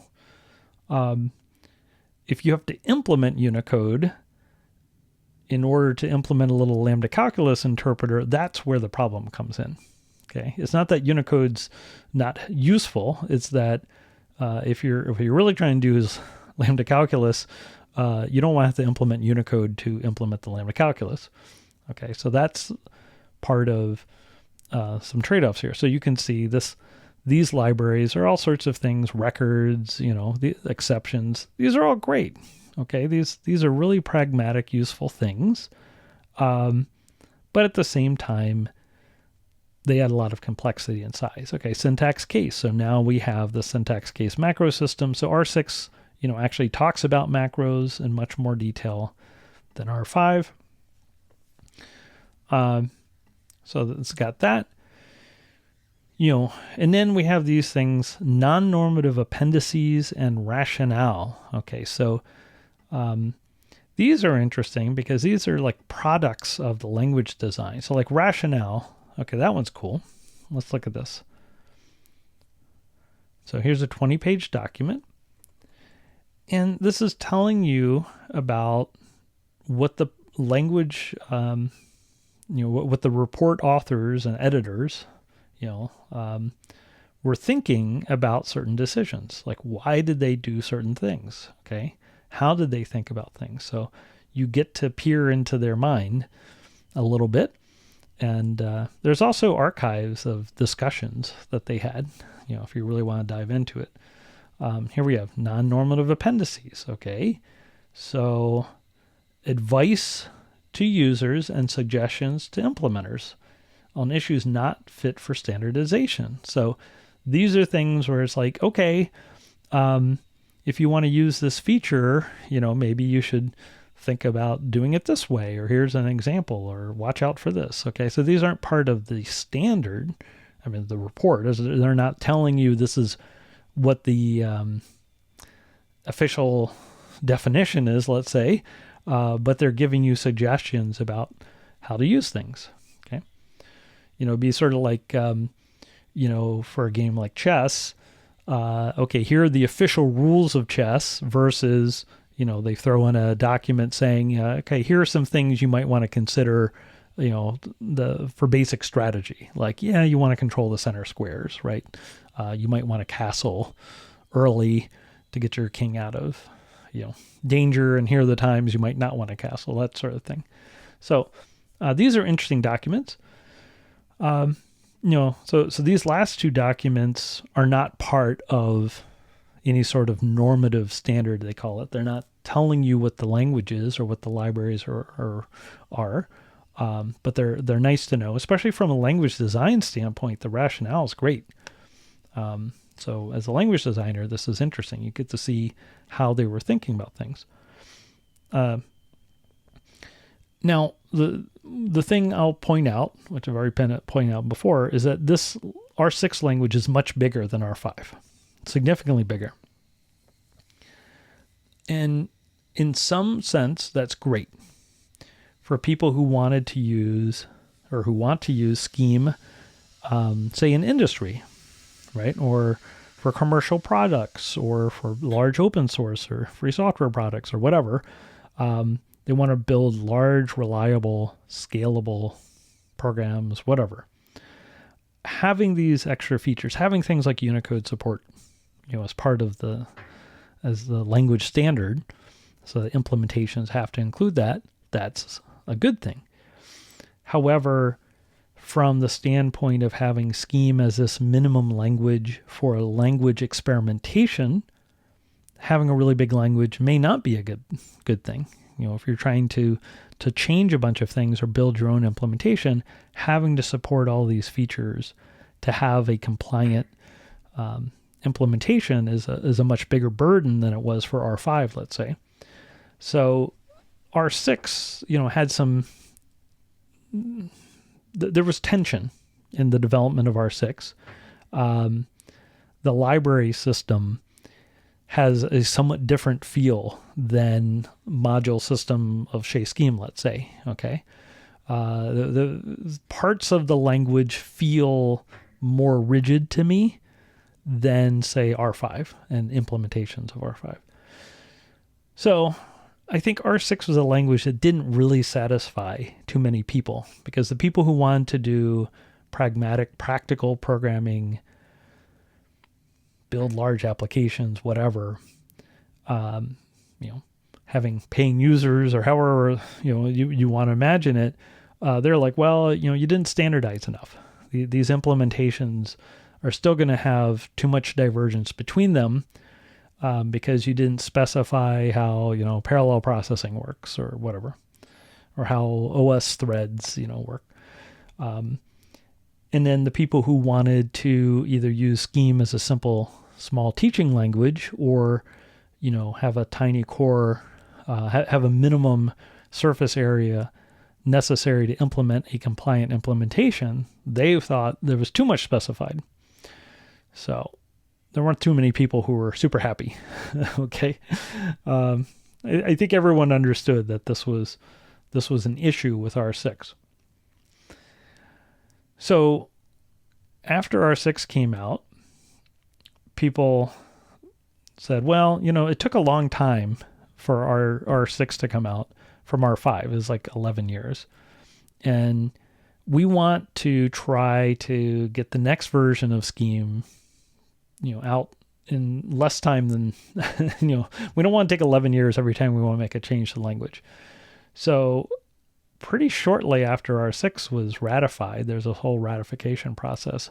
R7 process started, largely with different people involved. And R7 had an interesting idea where the standard got broken in half, or the report, broken in half. So instead of having this language that's kind of like not really big enough in terms of the standardization to be used, to build complex projects that involve like multi-threading and stuff like that and all standardized, but, the language is too big to be easily used for simple teaching or experimentation. They say, well, how about we just break the language into two chunks, okay? So we'll have what we call the small language, which is closer in spirit to R5RS, okay? And so this is going to preserve that small gem-like feeling of R5 or R4RS. Some people like R4RS even more. So like, let's go old school. Let's have a very small version of the language that's easy for people to implement and easy to experiment with and use for teaching. And then for all of the, complicated things like Unicode and, byte vectors and record, exotic record systems or whatever it is, we'll put that into the large language. So we'll have the large language, and then, we could put lots of things in there. And that way, if we decide that we want to standardize more than was in R6, that's okay. And then the people who want the small language will be happy, and the people who want the large language will be happy. That's the theory. Now, the small language part was completed in 2013. So let's see, that was 5 years. And then, so here's the small language report. The large language report is still ongoing. So, I don't remember exactly when it started, this process. So I guess, if R6 came out, 2008, I think it started fairly soon after 2008. So it's been going on for a while now. Okay, I'll just put it that way. It's been going on for longer than R6 was. And there are various reasons for that. My understanding is that recently it's been making more rapid progress, but it's also just like a much bigger language, and there's debate about what should be in there. So anyway, so this part's still ongoing, the large language. So for R7, we have the ratified small language that's been approved. And then for R7, well, there may be implementations for R7 large, there may be implementations like, tracking the proposed features, but there isn't an official ratified R7RS large standard yet. Okay. Hopefully that will converge at some point. Different Scheme implementations implement different versions of the standard. Okay, so there are versions of Scheme that implement R4RS. There are versions that implement R5RS. There are R6 versions, R7 versions, many other versions. A lot of systems will implement almost R5 or almost R6. So there'll be some features that aren't compliant, and they'll often have extensions as well.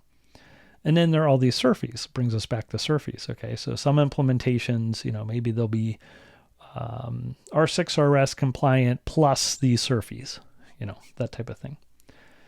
So that's a high level, description of some of the things to know about Scheme and about the process that happens for Scheme to change over time or to be extended. We're going to be using Shea Scheme. Okay, Shea Scheme is an implementation of Scheme. It was originally developed. I think it may have been in North Carolina. It was originally developed, but anyway, it was largely developed at Indiana University. So Kent Divig is the creator of Shea Scheme, and at some point Cisco bought Kent's company, and Kent and some of his former students ended up working on it at Cisco for a number of years. And at some point, Cisco released Shea Scheme as open source before it was, you needed a commercial license to use it. So now, it's covered under like some sort of Cisco license that's considered at least a free software license. I don't know if it's technically, open source license. I don't know if it's technically considered a free software license. But now you can, go to GitHub and get the source code for Shea Scheme and see how everything works and modify it and all that. So here we go. Here's Shea Scheme. Let's see, cisco.github.io/Shea Scheme. So get Shea Scheme. Here's the introduction, documentation, and you can install Shea Scheme. Like, so you can either build from source or download binaries. If you are on Mac and have Homebrew, you can do brew install Shea Scheme, one word.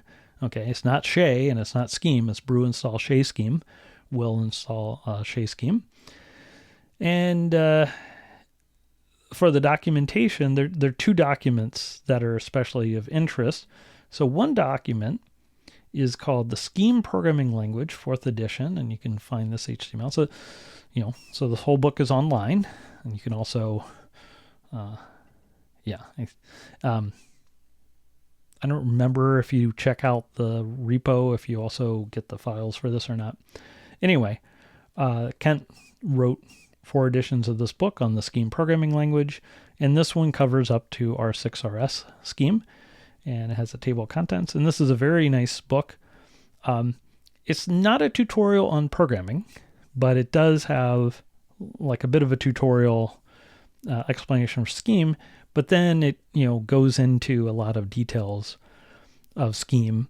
And so if you want to learn about Scheme, this is a great book to have.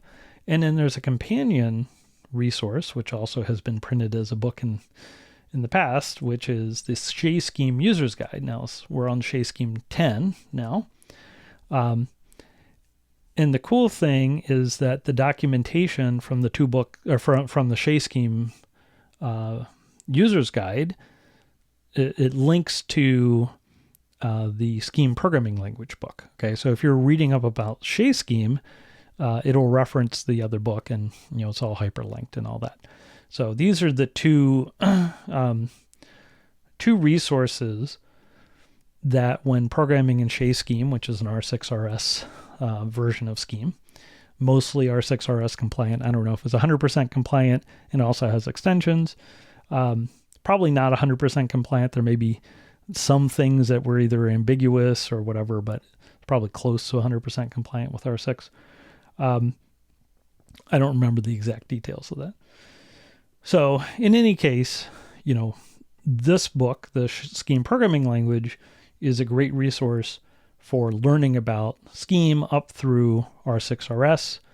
And because R7RS small is, largely a subset of R6RS, or sort of like a cleaned up R5RS, is my understanding, you'll learn a lot about, R7RS small if you look at this book.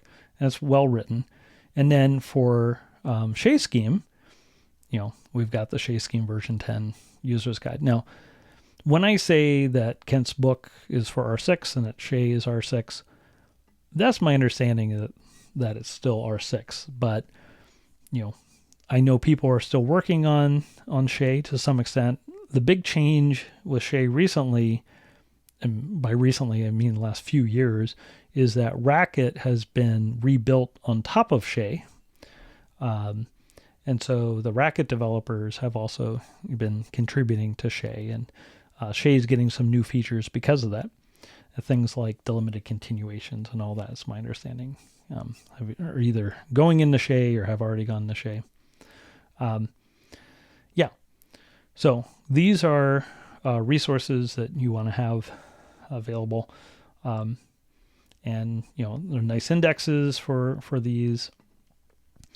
Like I said, if you're a homebrew on the Mac, you can do brew install Shea Scheme and have Shea Scheme working. Let's see if yeah, here you can see I'm trying to do it. I said which Shea. All right. Now I will say that historically, Shea Scheme, you started Shea Scheme by typing scheme at the command line, and even though Shea Scheme's been like that for 20 plus years, is my understanding, there are some complaints by, you know, Linux package manager people or whatever that, like, well, there's more than one version of Scheme, so it shouldn't just be Scheme. So in any case, if you type Shea, you get Shea. And you can see this is a version I have installed with Homebrew. You can also build it from source and install it that way, although the dependencies I find a little annoying to install. But I can type Shea. There we go. If I want to, you know, do Homebrew for install, I have to remember to call it Shea Scheme. So you can see I did brew info Shea, and it says no formula available. If I say brew info Shea Scheme, we can see it's version 10.1.0. Okay, and if I just type Shea at the REPL, we get a prompt, and we can see scheme, and I can type 5, and I can type +3 4. Okay, the value is a 7. Okay, there we go. We've got a scheme. And we can also set up a text editor. You know, so I've got my Emacs set up, and I've got it set up where if I do Control Z C, that starts up a Shea. So I can do the same thing. 5. You know, +3 4, let's say 7. And then now here I've got it set up so that if I type a left paren, it automatically types the right parens. I've got some other nice features set up. Doesn't really matter what editor you use, as long as you know how to use that editor, and you want to make it set up to make it easy to deal with the parentheses, because we're going to have a lot of parentheses in our code. And so if you notice, I also have it set up so if my what's called point in Emacs, this like where the cursor is, if I have that on top of a paren, then the matching paren is highlighted. Okay, so this is really helpful when you have lots of code that's, you know, you can see where you are. And also I have the ability to go forward and backward, one S expression, forward and backward. There are a whole bunch of other commands that are that editors and editing modes support. If you really want to be fancy, and you use Emacs, there's something called par edit. There's another one called par infer if you want to be super fancy. I use a custom setup that Aziz Ghulam gave me at Indiana 20 years ago. It's sort of a minimum level of editing, and it's not the most efficient thing, but I can use it and make very few errors. I'm just used to it after 20 years. I like minimal setups. I don't want something where I have 10,000, special commands. That's just sort of now I'm using Emacs. Okay. So it's like, well, what happened to your minimalism if you're using Emacs? But I'm using very little of Emacs. Okay. I'm using a tiny subset, just like with Scheme. If I'm using Shea Scheme, most of the time I'm going to be using a very small subset of Shea Scheme. Okay. Well, that's enough for now, I feel. Next time we'll start getting into the Scheme language. You've seen a little bit of Scheme now. but I wanted to give some context to some history of Scheme and Lisp, and some resources you might look at, and history of things like history of programming languages. All these things I think are good to keep in mind and maybe poke around. So if you're trying to get to the point where you can do original research in programming languages, I would encourage you to not just concentrate on the sort of technical, mechanical aspects of things like understanding how to add 3 and 4 in Scheme. Not that that's not critical. Like, yeah, you need to know how to do that. Absolutely, you need to know how to do that. But things like looking at papers in the history of programming languages, okay, poking around, finding what's interesting, go through some of those papers, just like randomly select some or read some of the abstracts, what looks cool. Go through the list of Scheme-related papers for Read Scheme. What looks interesting, just kind of read some abstracts. One piece of advice that I've been given was, if you're interested in some academic area, find the top conferences or journals and read every abstract for the last 5 years. Okay. Yeah. I heard that from Matthias Fleisen, and Dan said that was, advice he gave. So, that's Dan advice via Matthias, I guess. So that's, I think that's the right attitude, just go through and read things like abstracts. Who are the authors of the paper? Where were they at? What were the trends that you see? What were topics that people were interested in? Okay. You'll see that there are research topics that people are interested in at certain points of time. And then maybe people make progress, so they get stuck, and, some people move on and, move on to different topics, or some people leave, whatever. So just poking around and starting to develop a sense of what's out there and who is working on what, and trying to figure out like what was cool. Like, there are a lot of interesting ideas. Scheme's been around since 1975. Lisp has been around since the late 50s. It's been a tremendous amount of work. Most of those ideas in the 50s, 60s, 70s, let's say, if they weren't picked up by an implementation, they may have just been forgotten or abandoned, and they may have been abandoned because computers were 1,000,000 times too slow. Our computers are 1,000,000 times faster now, or 10 million times faster.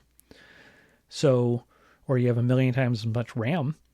So some of these ideas that maybe in 1960 would have been a good idea, but they just didn't have the hardware, or maybe they didn't know the algorithm, so they didn't have SMT solvers, or they didn't have neural networks, or whatever it was. Maybe there's some piece that they were missing that we can revisit. In the same way neural nets have been revisited over and over again. Okay, fell out of favor, back in favor, fell out of favor, back into favor. People would make more progress in the theory and the hardware advance. So, same thing. We can be idea archaeologists through the literature and artifacts of computing history, theory of computing, programming languages, all those sorts of things. Symbolic AI. So I encourage you to get into that habit. Starting with HOPL is a good one. Just start going through, and you don't have to go through HOPL IV. You can look at some of them, but this is a challenge. Read at least, read the abstracts from at least 3 papers from HOPL I, II, III, and IV. Okay, so if you want homework not adding 3 and 4, but homework in the sense of thinking like a researcher in programming languages, that's the homework, okay? The homework isn't learning the syntax of Scheme. Sure, that's a type of homework. You need to know that. But I believe that you can do it. Okay, I believe in you. I'm sure you can add 3 and 4. That's not the thing I'm worried about. The thing I'm worried about is inculcating in you the idea that you should be spending time doing things like reading old papers about, the design of programming languages, right? So that's really critical, really critical. It's really critical to go back and and see those old ideas, see the design, what people were thinking about, why they designed language that way. Okay. So that's homework if you want homework. And also, look at R5RS, look at R6RS. I like R5 because it's so short, 50 pages. You can read a big chunk of R5RS in just one sitting, and then you can kind of poke around and see what's in there for the rest of it. And you have to read the denotational semantics. But that's a small enough document that in a couple sittings you could go through all of the non-semantics part of R5RS. And that would give you a good high-level view of what Scheme's about. Sure, we've extended Scheme over time and things like that, but that gives you a sense of it. Okay, so that's another type of homework. Yeah. Okay, well, next time we'll get into more the mechanics of Scheme, but I definitely want to keep things focused at a high level and keep us focused on the idea that we're trying to develop skills to be researchers doing original research at the cutting edge of programming languages, okay? So that is a different perspective than just picking up a tutorial and saying, okay, here's how you add two numbers, right? So everything we do is we have to keep in mind those practices, right? Okay, and context is key. That's it for now, and hope to talk to you soon, and we'll get into more of Scheme. But when we look at things in Scheme, we're going to try to look at those features and think about them from a design standpoint also, or a theory standpoint, not just here's how you add two numbers. Okay, that's something to keep in mind. Okay, have a good one. Hope to talk to you soon.